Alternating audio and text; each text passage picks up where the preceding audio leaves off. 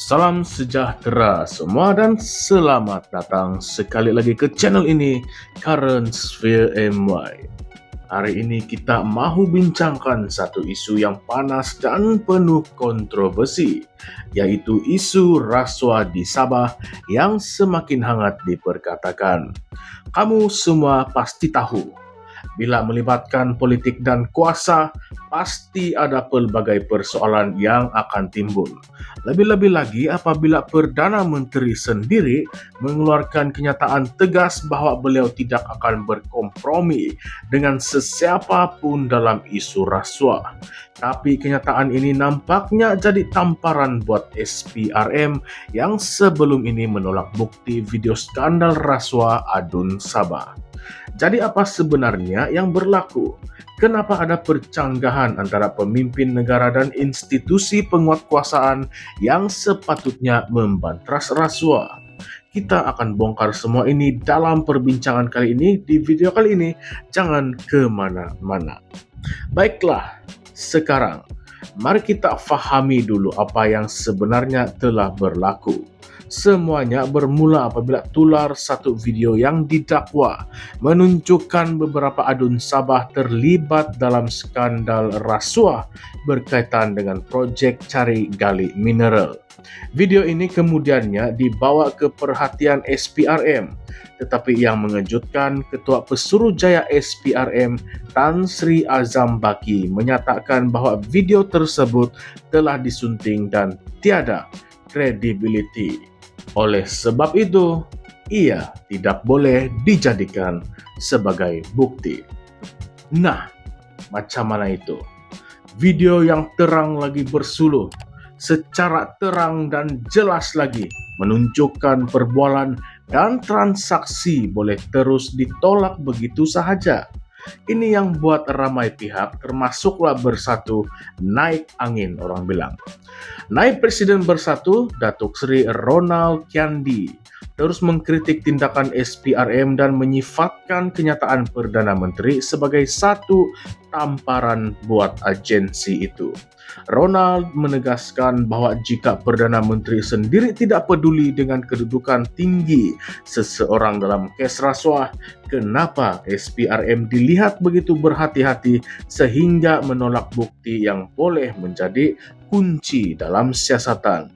Bukan itu sahaja, Ronald turut mengingatkan bahwa bekas Ketua Pesuruhjaya SPRM Latifah Koya pernah memberi pandangan yang bertentangan dengan Tan Sri Azam Baki. Latifah berpendapat bahwa video tersebut sepatutnya disiasat dan bukannya terus ditolak. Dia juga tidak bersetuju dengan kenyataan Azam bahwa sesuatu video yang disunting secara otomatis tidak boleh dijadikan bukti. Kalau kita tengok betul-betul kes-kes rasuah sebelum ini, banyak bukti dalam bentuk rekaman digunakan dalam siasatan. Jadi, oleh itu, kenapa di dalam kes ini berbeza pula? Dalam perkembangan terbaru, SPRM mendedahkan bahwa mereka sudah merakam percakapan 15 individu, termasuklah 8 Adun Sabah serta seorang pemberi maklumat. Tapi ada satu masalah yang besar. Pemberi maklumat enggan menyerahkan bukti tanpa jaminan imuniti. Jadi apakah maksudnya di sini? Maksudnya dia takut kalau dia serahkan bukti, dia pula yang akan dikenakan tindakan. Nah, bukankah ini satu perkara yang merisaukan? Bila seseorang ingin membongkar rasuah tetapi terpaksa berhadapan dengan risiko yang jauh lebih tinggi, maka ia menunjukkan ada kelemahan dalam sistem perlindungan pemberi maklumat kita. Patutkah kita ubah sistem ini supaya lebih ramai individu berani tampil ke hadapan? Sekarang, mari kita bincangkan isu paling panas, yaitu percanggahan antara kenyataan Perdana Menteri dan tindakan SPRM. Dalam satu majelis baru-baru ini, Anwar Ibrahim dengan tegas menyatakan bahwa beliau tidak akan sesekali membiarkan mana-mana pihak dalam kerajaan ataupun sektor pertahanan terlibat dengan rasuah. Katanya, saya tak kira Sebesar mana, tinggi manapun kamu, saya tidak akan izinkan. Nah, itu adalah satu kenyataan yang berani dan tegas. Tetapi kalau kita lihat kes Adun Sabah ini, kenyataan itu nampaknya tidak seiring dengan reality. Kalau betul, tak kira siapapun boleh disiasat. Kenapa kes ini terhenti begitu saja? Adakah ini bermakna ada pihak tertentu yang kebal daripada undang-undang? Persoalan lain yang timbul ialah tentang kredibiliti bukti video dalam kes rasuah. Kita tahu dalam dunia digital sekarang, memang betul ada kemungkinan video boleh diedit ataupun dimanipulasi. Tetapi adakah itu bermakna bukti rasuah terus dianggap tidak sah? Kalau begitu, bagaimana pula dengan rekaman audio dan video dalam kes lain yang pernah dibawa ke mahkamah sebelum ini? Adakah kita sedang melihat satu bentuk pendakwaan terpilih di mana hanya kes-kes tertentu yang dibawa ke muka pengadilan, manakala yang lain dibiarkan begitu saja?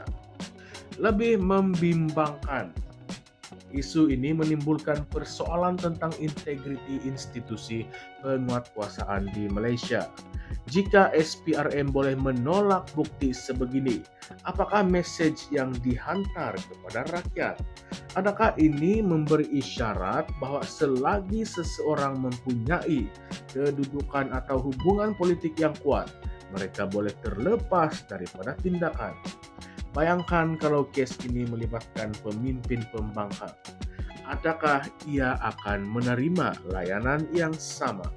Coba kita pikirkan. Satu lagi isu besar ialah tentang perlindungan pemberi maklumat.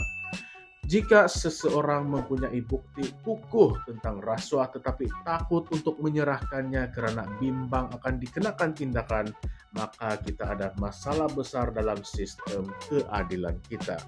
Sepatutnya pemberi maklumat dilindungi dan diberikan jaminan bahwa mereka tidak akan dikenakan tindakan selagi niat mereka adalah untuk menegakkan kebenaran. Tanpa jaminan ini, ramai yang akan memilih untuk berdiam diri dan akhirnya perbuatan rasuah akan terus berleluasa.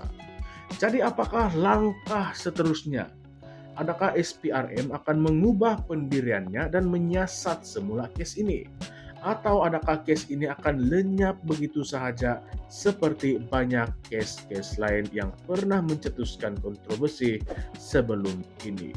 Lebih penting lagi, bagaimana rakyat boleh memastikan bahwa kerajaan benar-benar serius dalam membantras rasuah tanpa mengira siapa yang terlibat.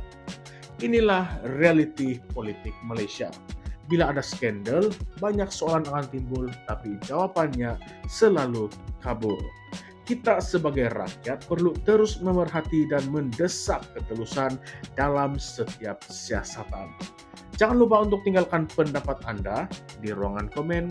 Adakah kamu semua percaya bahwa kerajaan benar-benar serius dalam memerangi rasuah? Atau adakah ini hanya satu lagi retorik politik tanpa tindakan yang sebenar? Jika kamu semua suka akan perbincangan seperti ini, jangan lupa untuk like, share, dan subscribe ke channel ini Karens VMY untuk lebih banyak konten yang membongkar isu-isu panas dalam politik dan sosial Malaysia. Jumpa lagi di dalam video yang seterusnya. Sekian sahaja, terima kasih semua.